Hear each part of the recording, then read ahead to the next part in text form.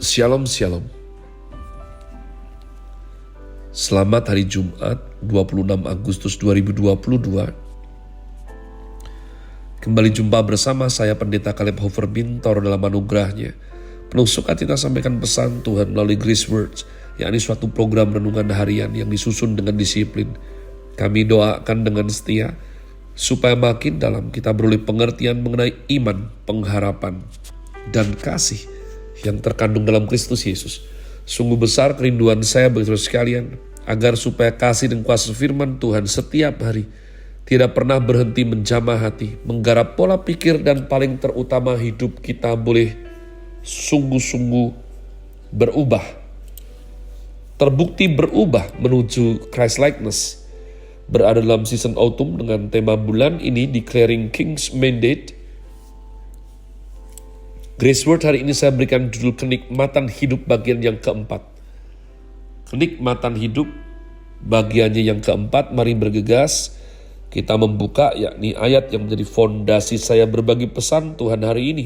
Kisah Rasul Fatsal yang kelima 40-41. Kisah Fatsal 5 ayat 40-41. Sungguh ayat yang menarik dan unik. Mereka memanggil rasul-rasul itu lalu menyesah mereka dan melarang mereka mengajar dalam nama Yesus. Sesudah itu mereka dilepaskan.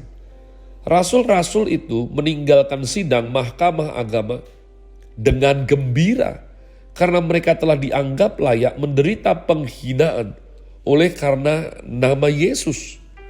Umat Tuhan, mereka disesah dan mereka gembira dan mereka bangga sebab dianggap layak menderita penghinaan oleh karena nama Yesus. Umat Tuhan, saya meyakini bahwa sebelum kita menemukan kenikmatan hidup yang baru dalam Kristus, maka kehidupan agamawi itu menjadi sesuatu yang begitu membosankan, sehingga cepat atau lambat pasti kenikmatan dosa akan kembali lagi. Godaan akan nikmatnya dosa. Saya pernah tanyakan ini, bagaimana sifat dosa? Ya, membinasakan, menghancurkan, merusak, memisahkan, membuat masuk neraka. Ada satu orang bego, saya percaya demikian karena dia menjawab dengan ketawa. Ya, tapi memang itu yang betul. Dia bilang, dosa enak Pak. Iya. Karena kenapa orang melakukannya? Manusia mempunyai natur melakukan yang dia bisa nikmati, umat Tuhan. Ada dalil bahwa pelacur tidak menikmati yang dia lakukan. Maaf, Kompas pada zamannya saya pernah baca sebuah artikel, ada dua hal. Ada pekerjaan seperti itu dan si wanita menikmatinya. Yang kedua, kurang menikmati bagian itu, terutama bagian nama baik, tapi menikmati uangnya. Jadi tidak bisa lepas. Manusia menikmati apa yang dinikmatinya. Jadi kalau berdoa tidak bisa menikmati, dia cepat lambat pasti malas berdoa. Kalau tidak bisa menikmati baca firman, mendengarkan khotbah yang bagus, tidak ngerti bedanya, cepat atau lambat tidak bisa menikmatinya dan meninggalkannya. Hari-hari ini teman-teman musisi saya ya tepuk jidat dan mereka, aduh zaman ini ya sulit sekali, malas berkarya karena musik klasik sudah tidak didengarkan lagi. Generasi ini lebih suka ya yang Melayu, dangdut, pantura, dan tentu saja berbicara mengenai musik itu bebas dan gak salah ya. Jadi jangan dianggap saya mendiskreditkan. Atau pop, rap, ya seperti Blackpink itu cepat sekali meroket. Ya, K-pop segala macam. Tapi orang sudah jarang mendengarkan Beethoven misalnya, Haydn misalnya, Mozart, ya, Jarang. Musik yang sulit katanya. Nah umat Tuhan, kalau tidak bisa menikmati, cepat lambat pasti ditinggalkan. Nah, saya berulang-ulang membaca susunan ayat yang unik ini. Lalu saya berusaha aplikasikan dalam hidup saya secara pengalaman sebelum kenal Tuhan. Anggaplah saya murid-murid beserta teman-teman itu rasul. Bisakah saya baca demikian?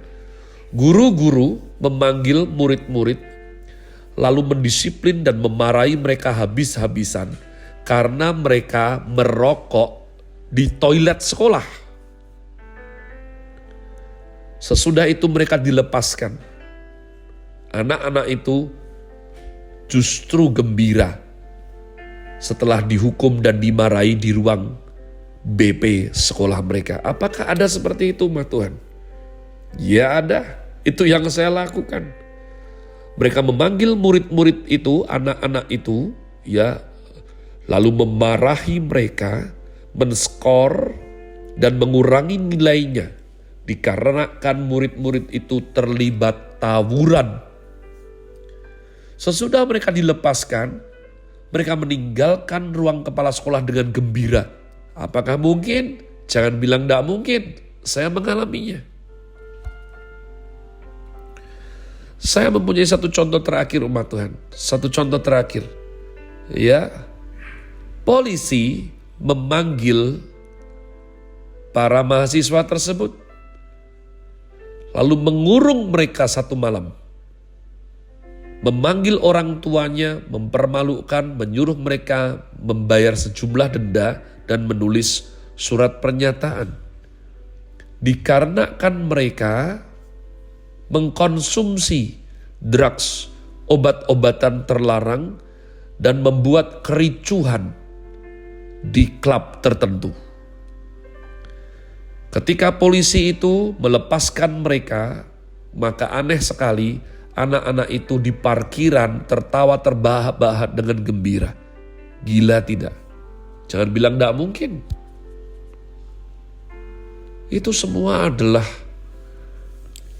orang-orang yang belum lahir baru, umat Tuhan. Ironisnya, saya juga menemukan terjadi di kalangan oknum hamba Tuhan. Ya, beda sekali dengan para rasul yang penuh Roh Kudus. Mereka itu bersalah apa? Tidak. Kenapa disesah? Karena mereka mengajar dalam nama Tuhan Yesus. Mereka dianiaya, dan sesudah mereka dilepaskan, mereka gembira karena dianggap layak menderita penghinaan oleh karena nama Tuhan Yesus. Saudaraku, ingat baik-baik, saat ini penderitaan yang kita alami itu karena apa? Kecerobohan kita, kesalahan kita, kebodohan kita dalam berproses, berafiliasi, berhubungan dengan sesama, dengan keluarga, atau bodohnya kita karena cara kerja kita yang keliru, atau bagaimana. Apakah engkau mengalami sesuatu karena kamu menginjil? Apakah engkau mengalami penolakan karena berusaha menyaksikan betapa Tuhan itu baik dalam hidupmu? Orang kalau menikmati ya sesuatu, walaupun sudah diperingatkan, sudah dianiaya, disesah, disuruh bayar denda, dia tidak akan dengan segampang itu berhenti. Mama saya lihat mendapat berbagai-bagai macam penderitaan hanya dikarenakan dia suka berbicara mengenai Tuhan Yesus. Ya, ada titik di mana saudara kandung dia sendiri saja itu terganggu sekali. Dan berkata kepada saya, bisakah kamu kendalikan mamamu itu? Sok rohani. Kenapa toh harus bicara Tuhan Yesus melulu? Lihatlah, dan mama saya tidak terhentikan. Kenapa? Karena dia menikmati berbicara tentang Tuhan Yesus. Bagaimana kita umat Allah? Saya pernah kehilangan helm. Pertama kali nabung, bisa beli helm bagus, hilang. Dicuri kakak kelas. Sedihnya bukan kepalang. Ya. Dan saya juga pernah mengalami, mempunyai teman bernama Atmo. Pegang tahu bacem, cara makan aneh sekali. Dia gigit 3 cabai di depan, supaya nanti kalau sudah kepedesan, dia masukkan tahu bacem, dan itu nikmat sekali. 3 cabai sudah dimasukkan mulut, dikunyah kepedesan. Pada waktu mau memasukkan tahu bacemnya, tangannya tersenggol tidak sengaja oleh kawannya. Tahunya jatuh, kotor semuanya, dan tidak bisa dimakan lagi. Penderitaan. Jangan remehkan, itu penderitaan. Walaupun kami ketawa yang melihat, tapi buat dia sungguh-sungguh mengalaminya sebagai penderitaan. Dia jengkel sekali, dan ketika berjumpa dia masih sering mengutarakannya. Apa umat Tuhan?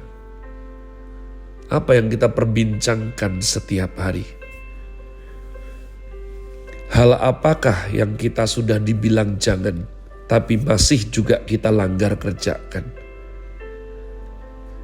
Saya berusaha, saya berjuang. Beberapa orang teman berkata, kalau pas kumpul temen direm, berbicara soal Tuhanmu. Saya bilang, ya kalau begitu, maafkan karena saya menikmati. Wong toh yang gak suka cuman kamu. Yang lain dengerin kok. Iya, dia sendiri itu yang gak suka. Yang lain dengerin saya kesaksian. Umat Tuhan, hanya ketika kita bisa mengasihi Tuhan, kita bisa sayang sama Tuhan, maka entah sejak kapan kita menikmati berdoa. Baru bisa berdoa. Menikmati baca firman, merenungkan, baru bisa. Menikmati melayani. Kalau tidak menikmati melayani, cepat lambat tinggal tunggu waktu, pasti tidak melayani. Saya berdoa engkau faham. Karena dalam cinta selalu ada semangat melayani. Tidak mungkin tidak. Have a nice day. Tuhan Yesus memberkati saudara sekalian. Sola Gracia.